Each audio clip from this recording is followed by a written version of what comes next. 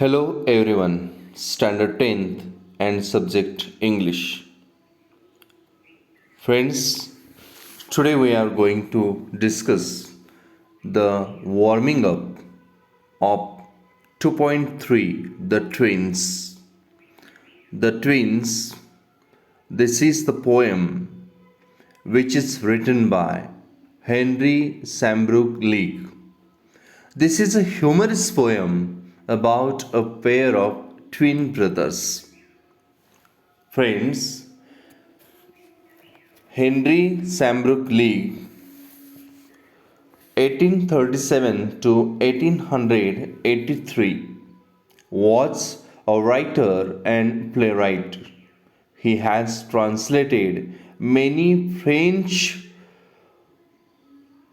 operas and his lyrics were published regularly under the titles Carols of Cocken and A Town Garland, a collection of lyrics, etc. He is known for his lyrical verses and his humorous poems. मित्रांनो, Henry सॅम्ब्रुक league यांचा कालखंड आहे 1837 ते 1883. हे लेखक आणि नाटककार, writer and प्लेराईट, लेखक आणि नाटककार होते. त्यांनी अनेक फ्रेंच ओपेरा म्हणजे संगीत नाटके, अनेक फ्रेंच ओपेरांचे संगीत नाटकांचं इंग्रजी भाषांतर केलेलं होतं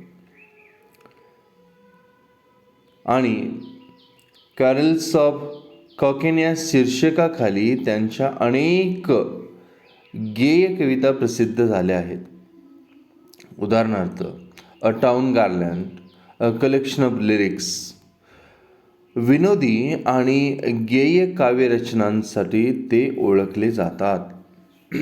पुन्हा एकदा लक्षात घ्या मित्रांनो, he is known for his lyrical verses and his humorous poems.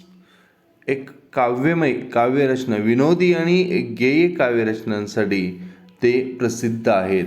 त्यासाठी त्यांची खूप चांगली ओळख आहे. Okay friends, open page number 57. Page number 57, the twins. Twins ही जी कविता आहे, एक मनोरंजक आणि त्याच पद्धतीने विनोदी कविता आहे. आणि आज आपण या कवितेचा वॉर्मिंग अपची चर्चा करूया. चिटचॅट पहा. Two babies born at the same time are called twins. Okay, मला आणखीन थोडी भर घालावी वाटते या वाक्यात.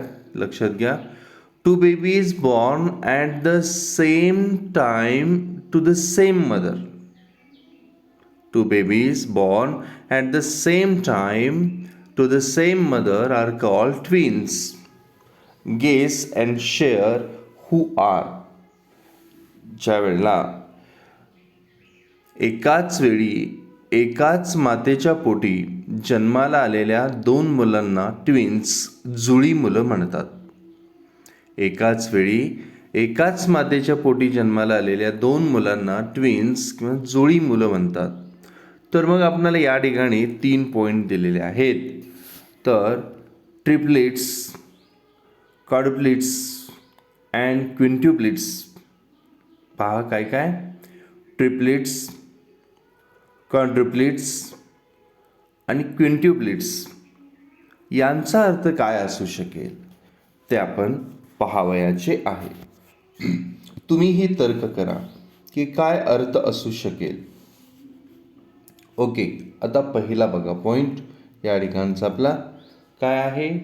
ट्रिपलेट्स. ट्रिपलेट्स कशाला म्हणायचं, तर 3 babies born at the same time to the same mother.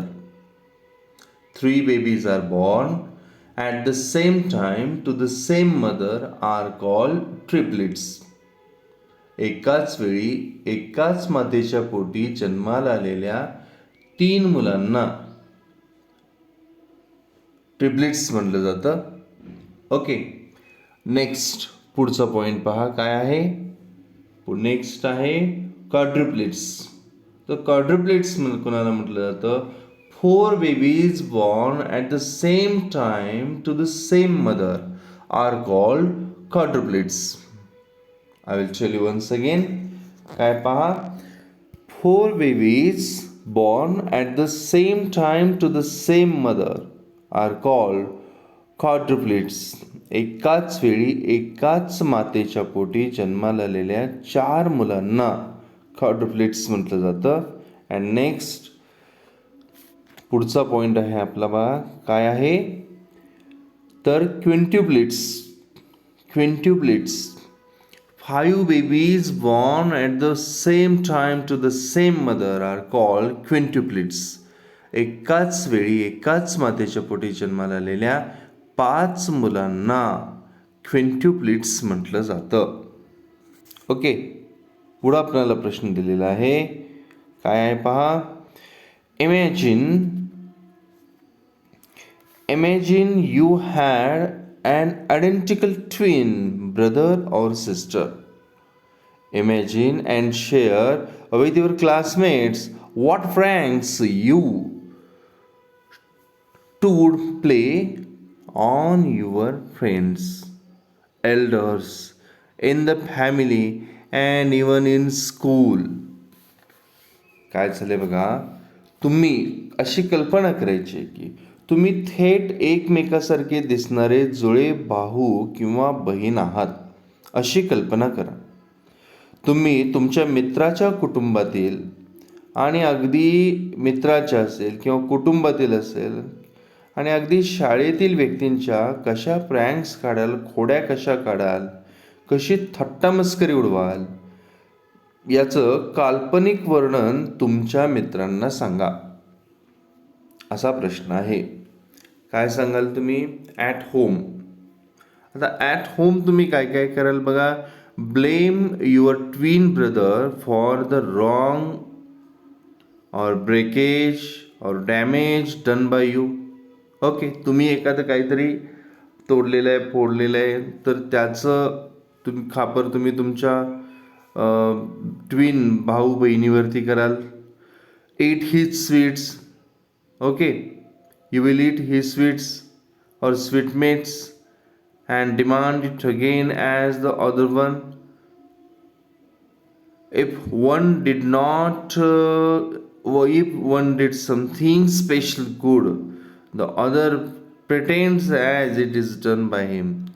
एकानं काहीतरी चांगलं काम केलं तर दुसरा म्हणेल की नाही ते मीच केलेलं आहे. तुम्ही तुमचं खाद्य जे आहे, खाऊ जो आहे, तो खाऊन टाकाला, त्याचा खाऊन टाकाला आणि मला अजून मिळालंच नाही असंही ढोंग करा. कितीतरी गोष्टी अशा आहेत की ज्या तुम्ही अशा घरी, शाळेत करू शकता. ॲट स्कूल जर आपण म्हटलं तर at school one makes mischief in the class and points his finger at the other. दोघेही दिसायला एकसारखेच आहात, त्यामुळे एकानं काहीतरी खोड्या करायच्या आणि दुसऱ्याकडे बोट करायचं. He is guilty of doing something wrong throws blame on the other. एकानं काहीतरी करायचं आणि दुसऱ्यावरती नाव घालायचं. अशाही गोष्टी होऊ शकतात. अशा शाळेत, घरात बऱ्याचशा गोष्टी होऊ शकतात.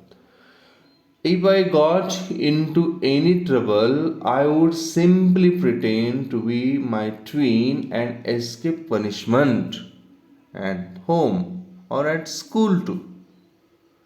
When an assignment is incomplete, we would pretend to be each other to avoid being punished. शाळेत असं करू शकतात. When an assignment is incomplete, we would pretend to be each other to avoid being punished. During games, we would be in the opposite teams and confuse everyone. We would confuse our relatives by dressing alike. वेशभूषा सुद्धा एकसारखी करून रिलेटिव्हजना सुद्धा चकवे देऊ शकता, confuse करू शकता, त्यांना गोंधळात टाकू शकता. या प्रकारच्या अशा अनेक मिस्चिफ, प्रँक्स, खोड्या या होऊ शकतात. Okay, next question. पुढे जाऊया आपण. काय पहा, ऑन पेज नंबर 57 काय सांगितलेलं आहे तर study the following pairs or groups of words. Cup and saucer. काय काय आहेत पहा सांगितलेल्या या ठिकाणी गोष्टी. या गोष्टी अभ्यास करा. Study the following pairs or groups of words. कोणत्या कोणत्या? Cup and saucer, needle and thread, birds and bees, take a risk, sip tea or sip coffee, hide and seek, etc. हे जे काही शब्द आहेत, कोणते शब्द पहा पुन्हा एकदा. Cup and saucer, needle and thread, birds and bees, take a risk, sip tea, sip coffee, hide and seek, etc. These are sets of words that more than often go together and occur together. We call such sets collocation. मित्रांनो, the group of words go together and occur together is called as collocation. असे काही शब्द की जे नेहमी एकमेकासोबत असतात अशा शब्दांच्या गटाला आपण कलोकेशन असं म्हणतो. Study the following pairs or groups of words. हे जे आता शब्द आपण पाहिले कोणते?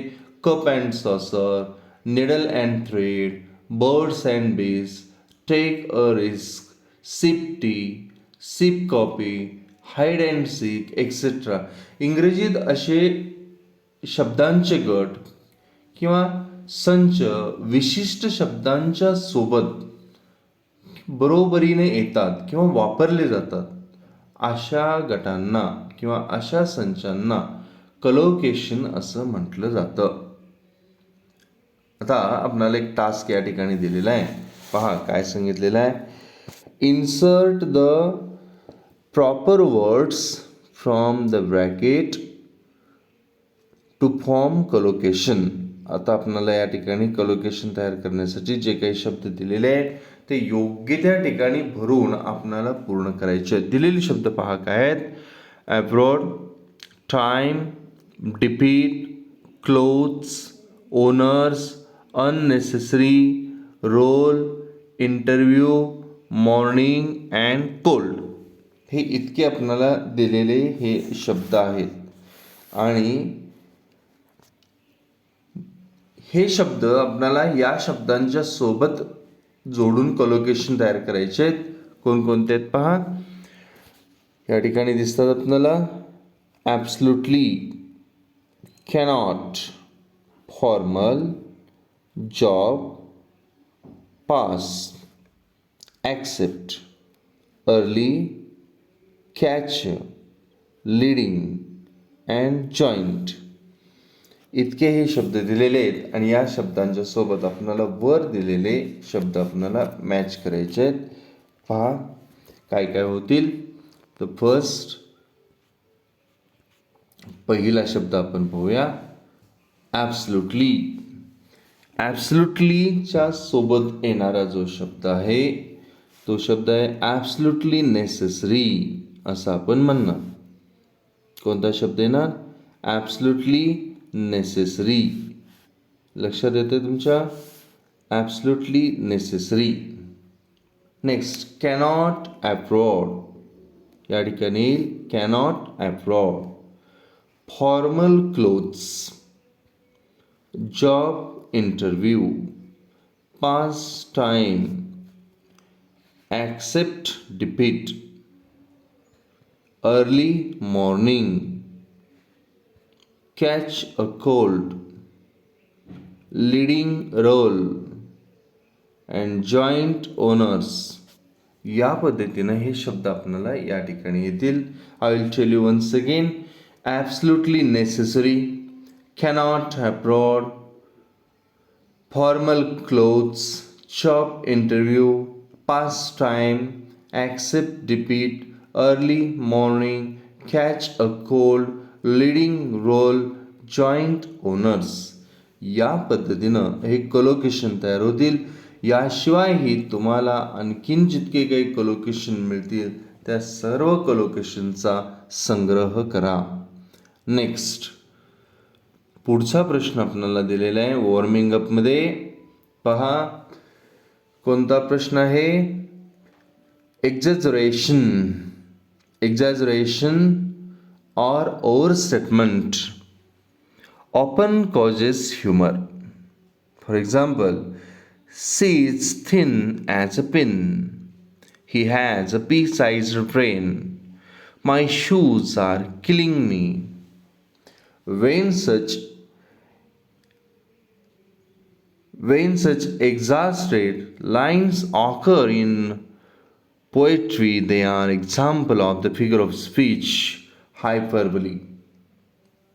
मित्रांनो, हायपरबली अतिशयोक्ती अलंकार, एक्झॅजरेशन किंवा ओव्हरस्टेटमेंट किंवा एक्झॅजरेशन म्हणजे सुद्धा अतिशयोक्ती. अशा अतिशयोक्तीमुळे बऱ्याच वेळा विनोद निर्माण होतात. एक्झॅजरेशन और ओव्हरस्टेटमेंट ऑफन कॉजेस ह्युमर. या अतिशयोक्तीमुळं बऱ्याच वेळा विनोद निर्माण होतात. उदाहरणार्थ, she is as thin as a pin. ती टाचणीसारखी बारीक आहे. आणखीन 2 उदाहरण आपल्याला दिले त्या ठिकाणी. He has a P sized brain. त्याचा मेंदू वाटाण्याच्या आकाराचा आहे. माय शूज आर किलिंग मी. माझे बूट मला मरणाच्या वेदना देत आहेत. किंवा माझे बूट मला खूप वेदना देत आहेत, अतिशय वेदना देत आहेत.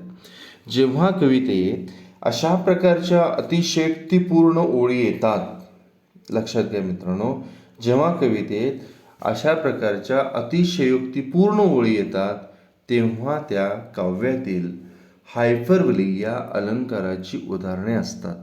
वास्तवापेक्षा खूप काहीतरी जास्त सांगणं याला आपण अतिशयोक्ती असं म्हणतो. ओके, आपल्याला आता या ठिकाणी एक अतिशयोक्तीची काही उदाहरणं दिलेली आहेत, आपण कंप्लीट करायचे. पहा काय सांगितलेले आहेत ते. आपल्याला या ठिकाणी येऊन पेज नंबर 57 हे दिसत आहेत. कोणकोणती उदाहरणं आहेत पहा. Complete the following examples of hyperbole using words from the bracket below. आता या ठिकाणी कंसामध्ये खाली जे शब्द आपल्याला दिलेले आहेत ते शब्द वापरून आपण ही दिलेली वाक्य पूर्ण करावयाची आहेत. कंसात दिलेले शब्द वापरून अतिशयोक्ती अलंकाराची उदाहरणं पूर्ण करायची आहेत. काय दिलेत कंसात शब्द बघा. पहिला आपल्याला या ठिकाणी दिसत आहेत कंसात दिलेले शब्द.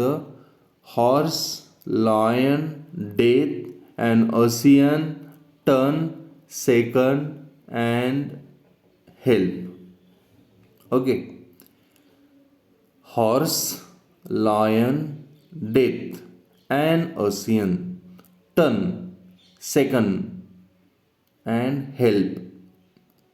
पहा दिलेली विधानं पाहूया आपण. She wept ... of tears. The hungry man ate a ... of food. He runs faster than. Next, brother, I am freezing too. I shall come over in just ... या ठिकाणी अशी विधानं आपल्याला दिलेली आहेत आणि हायपरबोलची ही विधानं आपल्याला या ठिकाणी पूर्ण करायची. बघूया काय काय होईल पहा. तुम्ही गेस करा काय येईल पहिलं विधान. तर सी वेप्ट, ती रडली, and ocean of tears. Okay, she wept and ocean of tears. पहिल्या ठिकाणी काय येईल इथं. And ocean. She wept and ocean. Next, the hungry man ate a ton of food. The hungry man ate a ton of food. He runs faster than a horse. Brr, I am freezing to death. And next, I shall come over in just a second. या पद्धतीनं ही अतिशयोक्तीची उदाहरणं होतील. पहा पुन्हा एकदा. Sea wept an ocean of tears. The hungry man ate a ton of food. He runs faster than a horse. Brr, I am freezing to death. I shall come over in just a second. या पद्धतीने ही अतिशयोक्तीची उदाहरणं होतील. Okay friends, in the today's video we discussed on the warming up of 2.3 The Twins. The twins या कवितेची आपण आज warming अपवरती चर्चा केलेली आहे. या वॉर्मिंग अपमध्ये दिलेले जे जे पॉईंट आहेत त्या सर्व पॉईंटवरती आपण आज प्रकाश टाकलेला आहे, चर्चा केलेली आहे. हे सर्व पॉईंट तुम्ही तुमच्या वहीत लिहा. ओके, कोलोकेशन पाहिले, त्यानंतर सुरुवातीलाच दिलेल्या ह्या ज्या संकल्पना आहेत ट्विन्स, ट्रिपलेट्स वगैरे, हे सर्व आपण पाहिलं. त्याची उदाहरणंही पाहिली, कोलोकेशन पाहिलं, देन हायपरबोल, एक्झॅजरेशनची उदाहरणं पाहिली. आपल्याला जितकी काही collocation and exaggeration, overstatement और हायपरबोलीची जितकी उदाहरणं मिळतील ती सर्व उदाहरणं आपण कलेक्ट करून आपल्या नोटबुकमध्ये लिहून ठेवावयाची आहेत. Okay friends, thank you very much for watching this video. Thank you.